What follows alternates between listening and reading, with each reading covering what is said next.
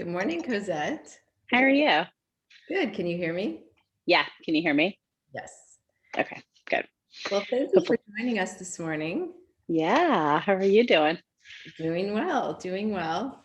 So, you are a food blogger, food photographer, food stylist, let's see, recipe developer, content creator, TV personality, even. I've seen you Oh, on TV a few times. Um, And I was hoping you could maybe take us back, give us a little bit of background information about yourself, way back when you were a wee little pita bread living in yes. Pennsylvania. So I grew up in, as you said, I grew up in Pennsylvania. My parents are both Lebanese, so I grew up with a lot of Lebanese food and culture and influence. And my father was actually trained, he is, not was, he is a trained chef. He was trained in Lebanon. And, just over the years, food's always been a huge part of our culture. Mhm. But then also, my parents both are great cooks. Food has always brought us around the table. I started young with baking, not necessarily cooking. I loved baking. It was kind of a fun little hobby. I would, make cakes for our family, and I learned from my father as well. Over the years, as I kind of grew, cooking and baking weren't priority as you become a teenager and you do your separate things. Right. Cooking came a lot later. Once I got married, I moved across the country to Portland, and it sort of became a necessity. If we wanted to, besides going out to eat, obviously when we were young and in our 20s, I started to have to figure out, how do I cook? If I want the same dishes my parents made growing up, what do I need to do to make that happen if I want those same flavors? I spent a lot of time on the phone with my mom. How do I make this? And she would just verbally kind of walk me through dishes. Mhm. Um, and then eventually it really became, when I had kids, that the true cooking and, I guess, passion really started to happen. Again, it became more of a necessity. I have to feed these children. And I wanted them to grow up with similar experiences and dishes that I did in my own childhood. So that was a big part of it. I see. Now, your father runs, is it a restaurant or like a takeout window? Or tell me a little bit about what it was like growing up um, in that environment. So when I was very young, he owned a pizza shop. So he actually had two pizza shops, two different locations, and yeah, he did everything from scratch. So he did obviously the pizza, but then he would have grinders where he would actually make the fresh rolls for the grinders. He had a full menu. So it was I guess kind of, just, it was a pizza joint, but with a, full menu of food on there. We Mhm. spent a lot of time there. After school, we go to the pizza shop. My brother and I would take cups and the soda machine at the time, and we'd like make our like soda mixes. Free And we drinks. were kind of, yeah, we kind of be living the dream, just enjoying time at the pizza shop. Years after that, he ended up getting rid of the pizza shop. It's a lot of work, any kind of restaurant industry, of course. He opened up a mini mart in Delhi. So he would make a lot of the Lebanese specialties. We'd have tabbouleh in the deli case and hummus, and you know, he still does actually makes all the fdayed, which are the savory pies. Sliced lunch meats, and he'd have like he had a little mini mart as well, like just kind of corner store Mhm. style. Um, and then, again, parents get older, and it's like, what's the next step? So now he actually has an ice cream shop, Mm. and it's in the same location as the deli was. I bet your kids love And that. the kids, yeah, I always ask them, I was like, do you think it was better for me growing up with the pizza shop or you guys with the ice cream? They definitely think it's the ice cream. That's so neat. So yeah, it's a lot more seasonal. The ice cream's a lot easier in the sense of, if you've ever cooked before, no matter what you cook, there's a pot, there's a pan, there's a lot of dishes. The ice cream is really, kind of quick. There's prep time early on, but um, it's become a lot easier for both of my parents. And, they have a very busy season, obviously, in the summer, and then it trickles off. So That's so neat. yeah. Do you remember when was the moment when you decided that you wanted to take your love of food and either start a food blog, or possibly maybe a little later turn it into a business? Because I know you also spent time teaching in the Portland Public Schools. Yes. So not directly in Portland Public, but yes, in the Portland area. So I taught before my oldest daughter will be 13 in April. So before she was born, I spent some years teaching. I went back teaching part-time after she was born, and then again full-time right before my middle daughter was born, who's now 10. And after she was born, I decided to take time off. I took a year leave, and with really no major desire to go back. And I ended up staying home and had a toddler and an infant. And 2 years later, I had another child. So at that point, it was two toddlers and an infant. And it didn't make sense for me to go back to the classroom. Again, I was cooking all the time. I'd make baby food for the kids. It was just easier to boil some sweet potatoes and puree them versus, buying a jar of baby food. So I started making like soups and, freezing them and making that for the kids. Over time, people were like, oh, you should, I'd share some like Lebanese recipe that, maybe my mom, I was like, how do I make this?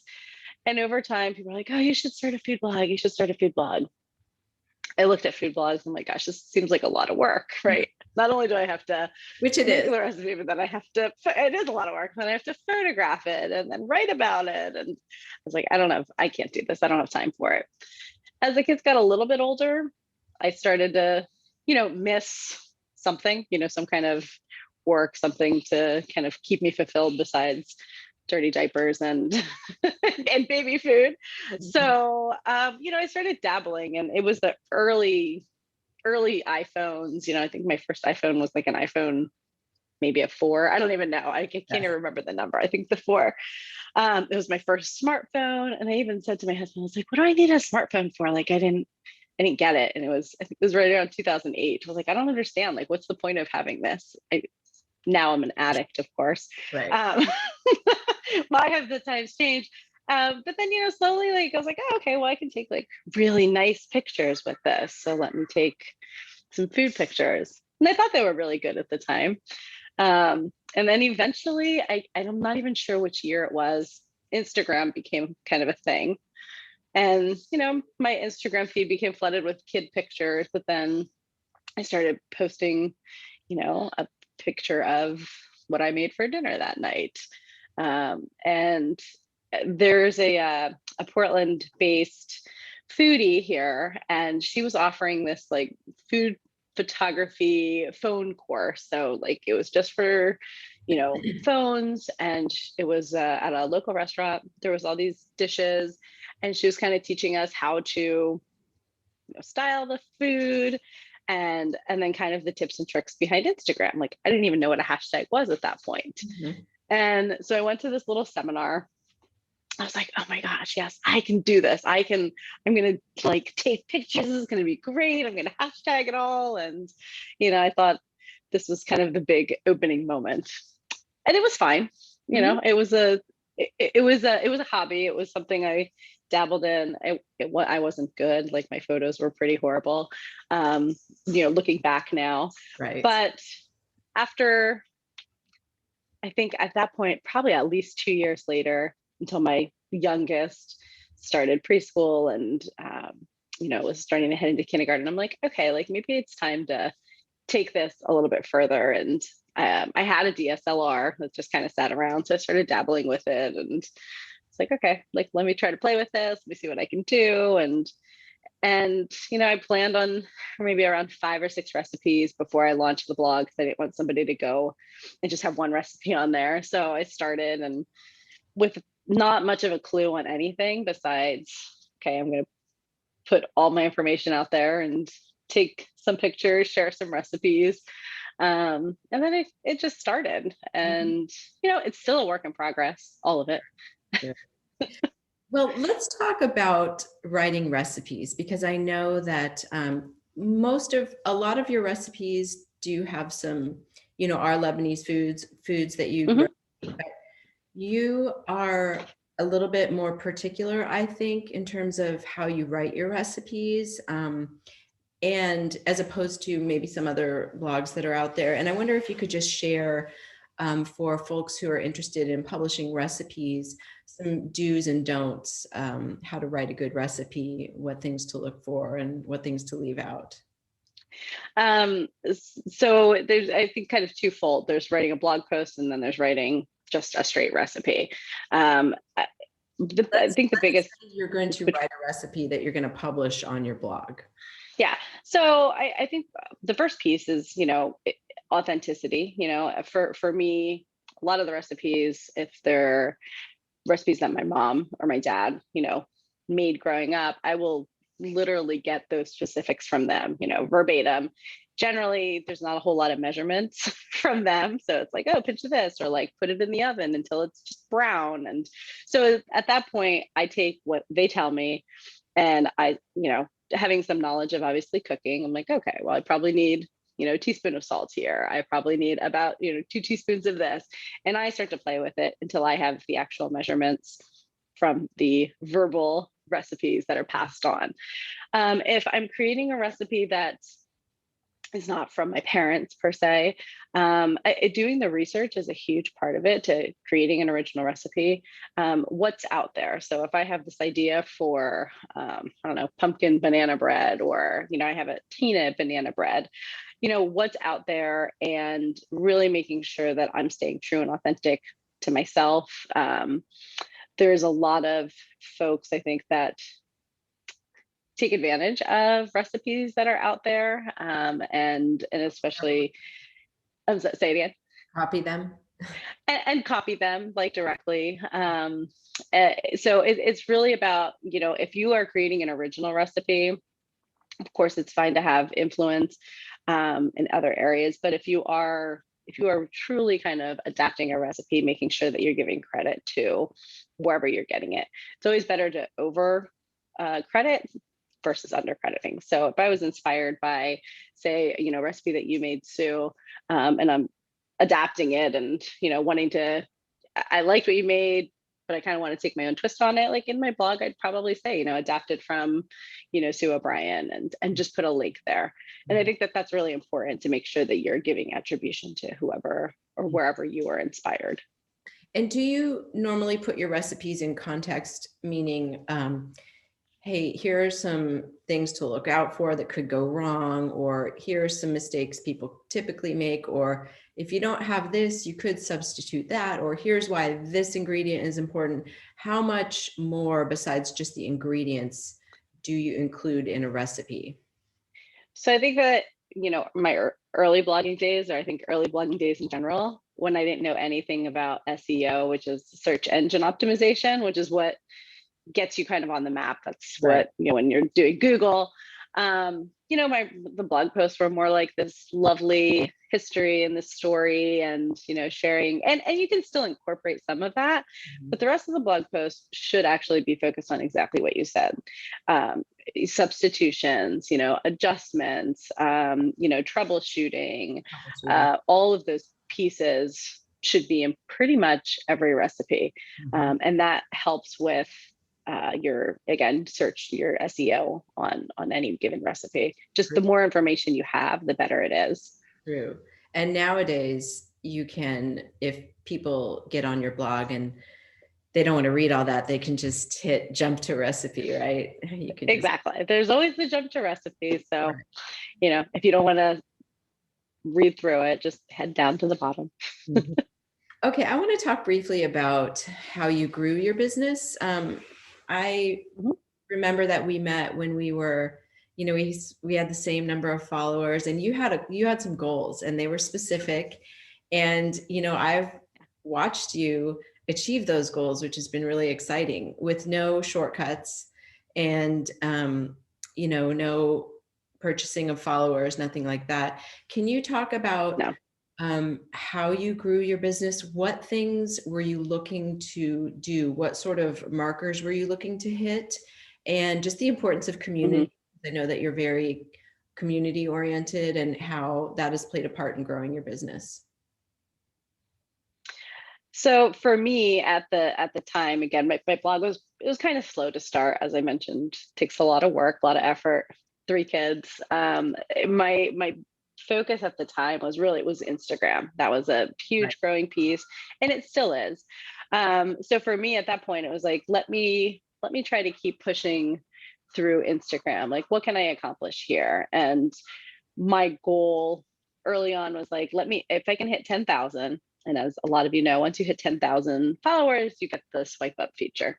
And if I can swipe up, I can lead people to my blog easier. It, to me, that kind of sounded like the logic that I should focus on first. And to, you know, growing was, it was a lot of work. It was a lot of engagement, connecting with people, connecting with other food bloggers, talking about, you know, just really building that community. It was an online community, but you know, you really did get to connect with people. I took some courses as well, some online courses. I took some in-person workshops later down the line as well. So I think, you know, if you have an interest, you know, really doing those things as well helps to connect you in that community. And that support is huge because it does help your following grow. And then just being authentic. Right. I put, you know, all my information out there. I'm very honest. If people approach me and ask me for help on something, I will do my best, you know, to do that.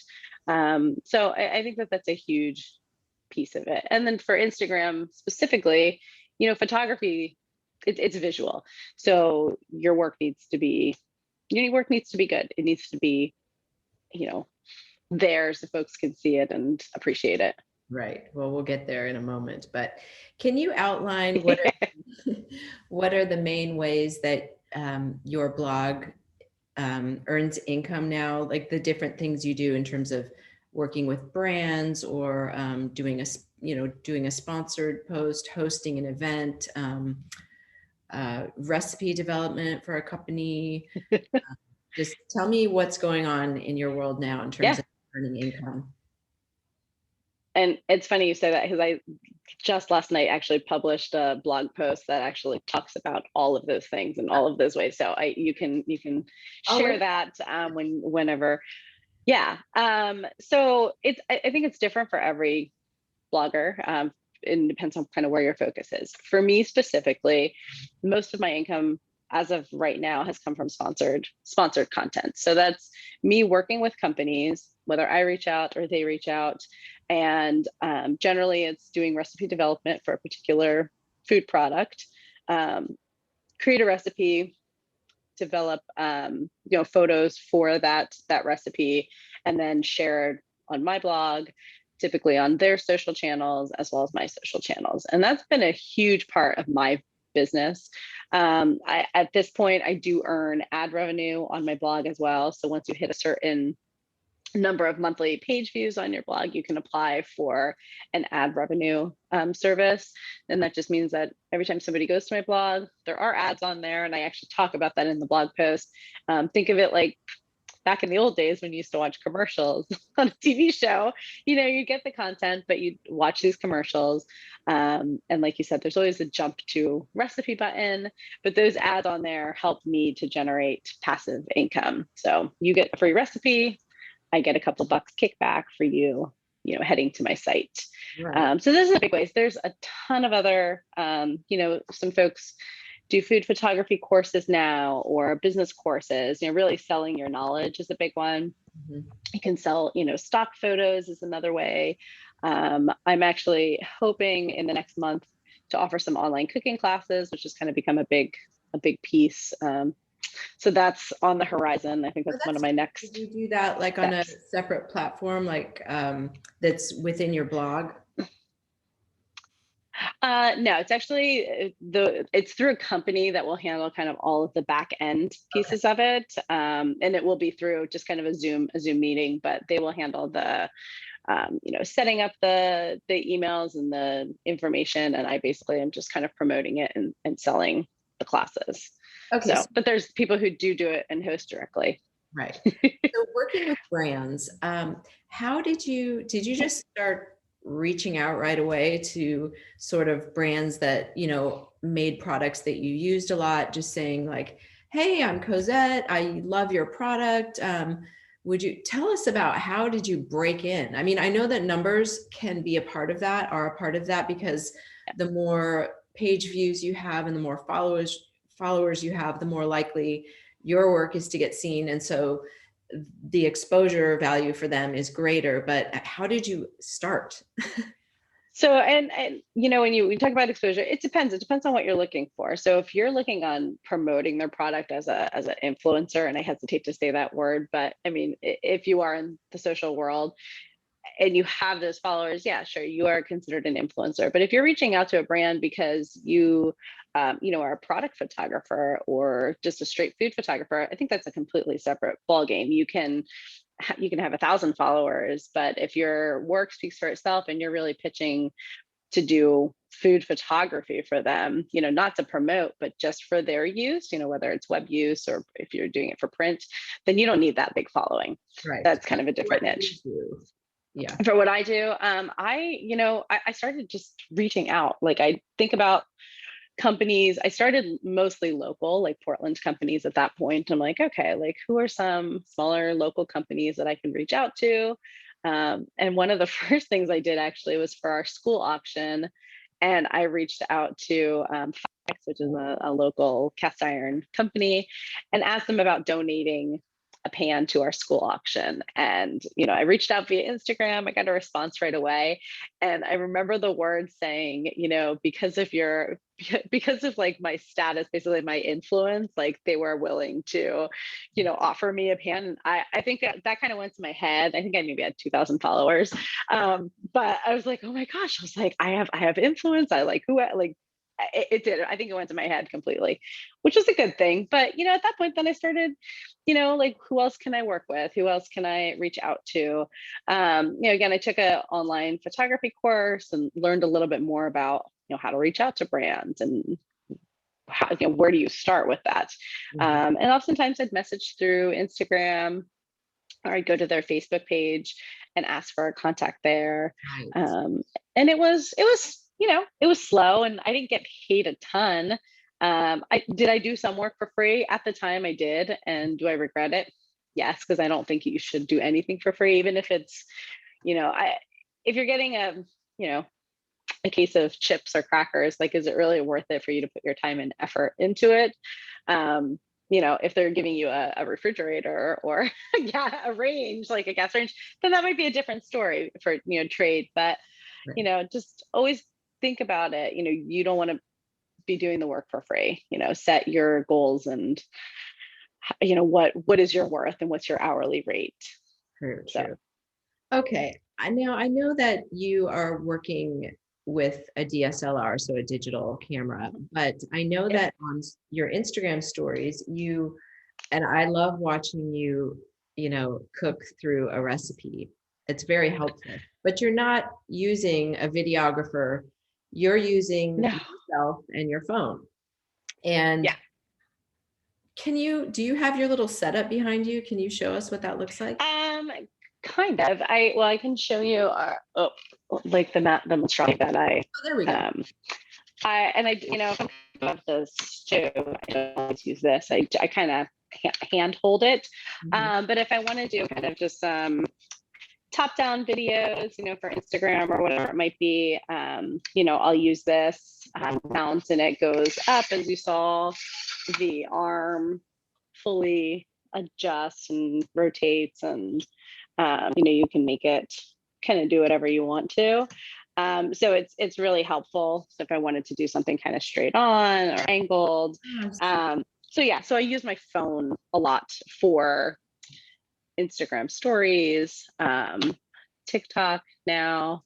And you kids are probably well more versed than I am on some of this stuff, honestly. Right.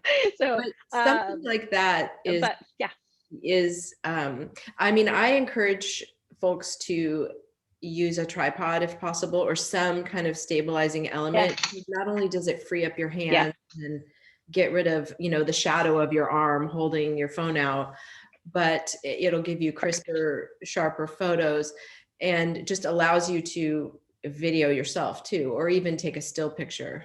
So that's a yeah, neat thing, because yeah. No, this is great. I mean, this one's a little beefier than maybe some basic ones that you might find on Amazon. I just invested in this one, honestly, and it's Archon and they have a couple different styles and models, but this yeah, one, I've linked that in our little gear guide, gear and resources guide. yeah, Because what I like about that, even though I don't have one, is that you can move it like easily, as opposed to a tripod. It'll only yeah. sort of rotate, and you can't really, you know.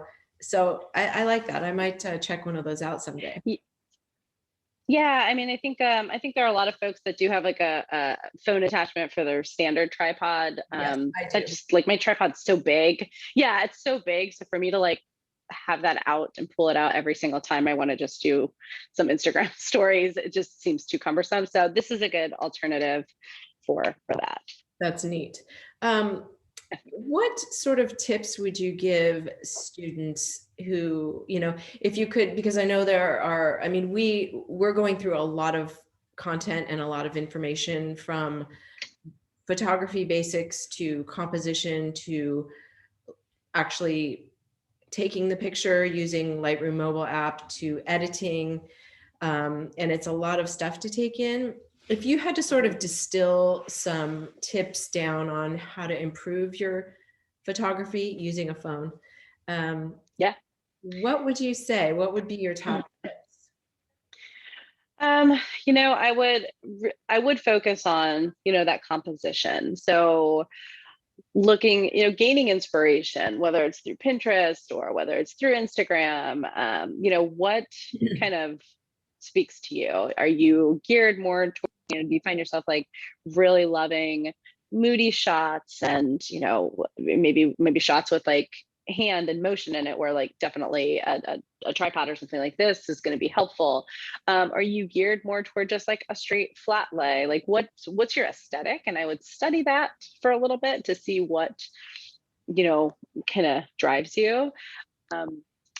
Taking an image that you see and, trying to recreate something similar. When you're learning, you want to explore and, looking at compositions that have already been done, that things that you admire. At that point, I think imitation is fine. As you kind of grow and become your own, you want to adapt it and, have your own style, not taking those same type of images, but early on, try to replicate some of those. If you see a shot of waffles or a stack of pancakes, and try to kind of style it similarly. And then at that point, then it's the gear, it's your phone, and what kind of features your phone have, which they're all amazing at this point. I mean, there's tons of straight phone photographers online that do. I mean, you wouldn't even know that it was phone photography.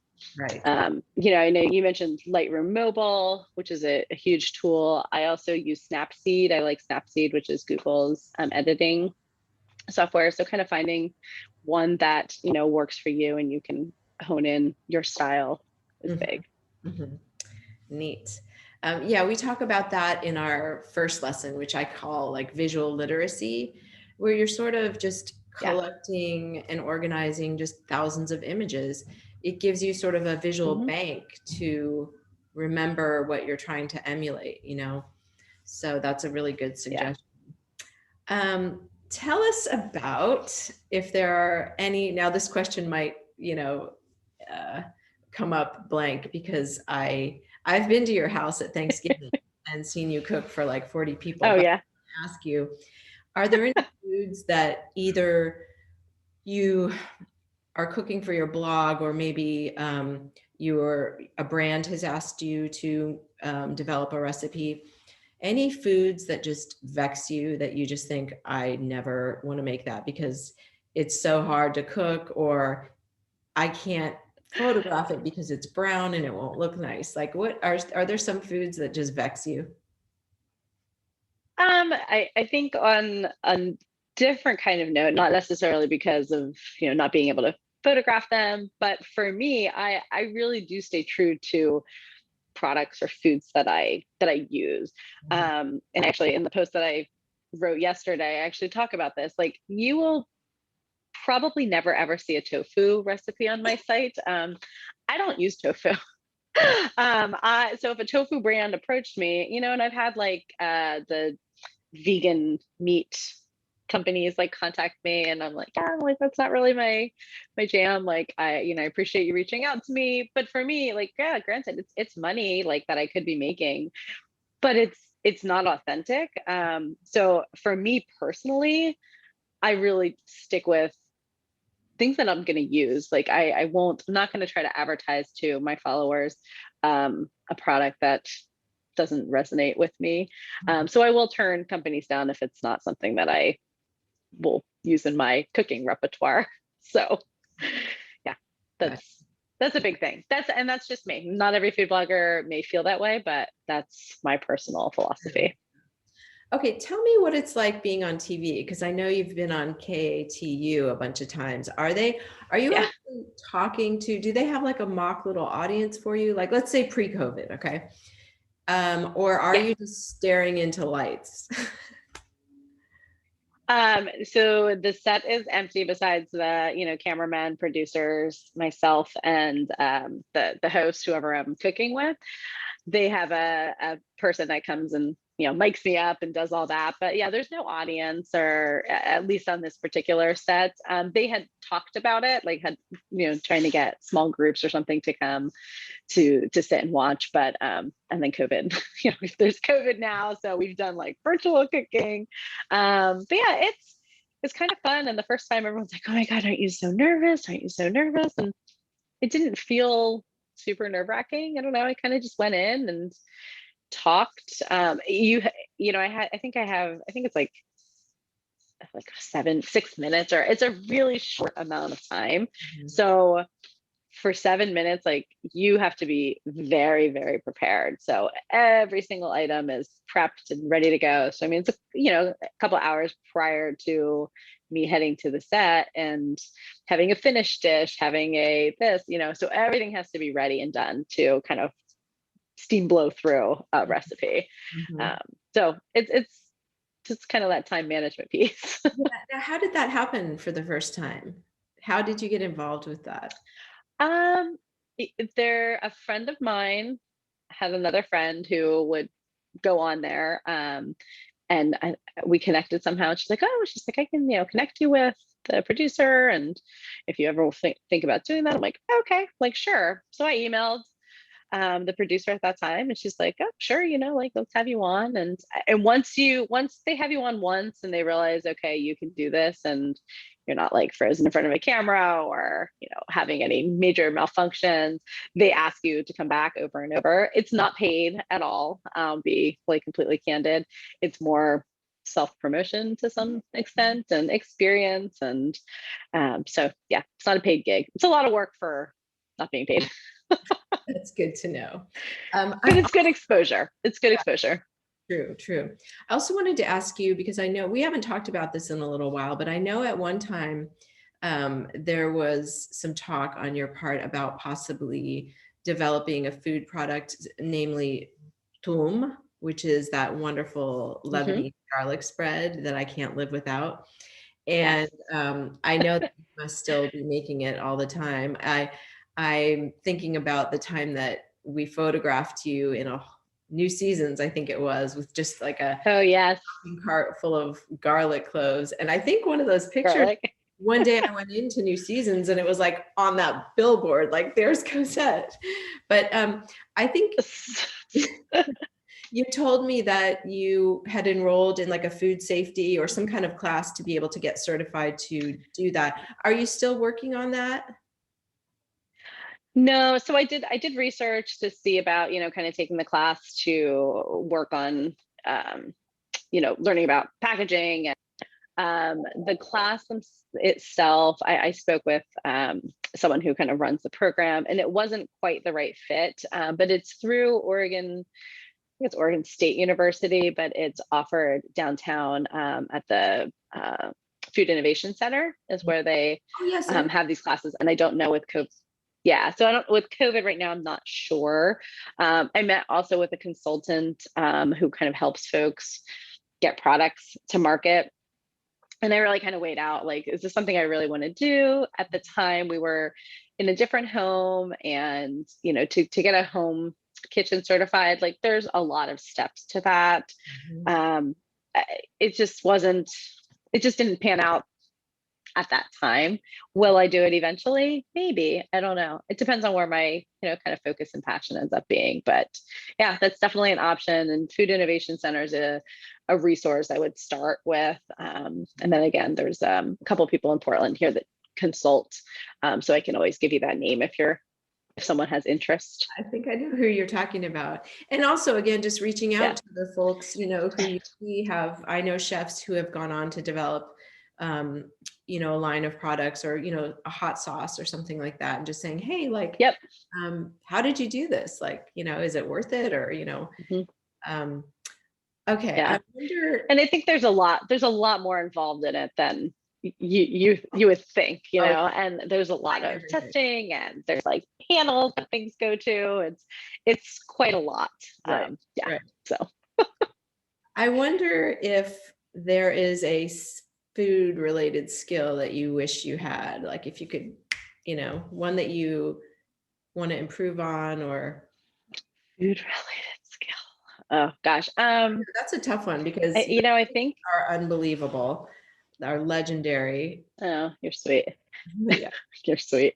I think it's, you've been to my house like when we've had a very large gathering, and even dinner sometimes. I think it's that timing of making sure everything's ready at the same time to serve. So there's more That's outside like of, a the food restaurant blog skill, itself, but right? yeah, like I just like making sure, everything's ready to go and you can serve everything, hot. And so I think that's a huge skill, and it's hard, and not many people can do it. And I always think I can, but then I don't know, some things are always running behind, or, it's a hard skill, especially if you're cooking a lot of things. So, but Very, that would be one superpower. Well, yeah. I guess better efficiency Very and someone okay. to do all my dishes for me. uh, Even with the dishwasher, like, I mean, gosh, the amount of dishes that happen here is a lot. I'm sure, and even for a photo shoot, even if you're not feeding Ugh, people, it can be yes. quite a mess to clean up. Yeah, and a lot of the, props and things that I use are hand washed. So not only do I have like trays and pots and pans that don't go in the dishwasher, but then you have all the plates and silverware that are hand wash only. Yeah. So Okay, so sort of tying things up, what are your goals for this year and maybe next year, like in your business and your photography? So as I mentioned early on, I started with a lot of sponsored content, working with brands, and I still do, and I still work with a lot of brands that have gotten better over the years, of course. My big focus right now is trying to improve my blog itself, continue to drive traffic to the blog. At this point, I need to do a blog revamp, a redesign, to kind of fit what I'm doing and how things have changed. Redoing recipes, when you first start this, and again, I didn't know what I was doing. I was sort of putting things out there, and now a lot of things I have to go back and, do the SEO on them, update photos. So there's a lot of back end work that goes with that. I don't have enough in my revenue stream to hire out people to do a lot of those things yet. So this is kind of a one woman show Right. until you know until I get bigger. But yeah, so really focusing on the blog. I always try to work or reach out to whether it's publications, to talk about, for myself, like right now, food appropriation is a huge piece in our world. Lots of buzz around that. So for me, kind of keeping relevant, I always try to rock the boat, I guess, a little bit and talk about talk about some political pieces within my niche. I feel like if you have an audience and you have a following, it's important to bring topics up to folks. And I know there's a lot of people who don't because they're worried. They're not sure how people will be, if what the reception will be. Will they lose followers? And I think that that's just a risk you take. But for me, I think it's important, especially when I'm talking about my food and my culture. So I'm passionate about that. So I kind of consider that like my nonprofit work, if you will, just really being vocal and talking with companies and publications and trying to put my my voice out there as well. So advocacy, yeah. Yeah. I think that's important. And, I've heard one of my teachers say, it's good when you lose followers because then well, those aren't my You people. weed them out. You Yeah. can't. Yeah. You're Everybody. weeding them out. So, Right. Right. exactly. Well, wonderful. Well, thank you so much for joining us and wish Yeah. you Thank you for having me. this year. Well, and we'll see you again soon. Yes, definitely. Thanks, Sue. Okay.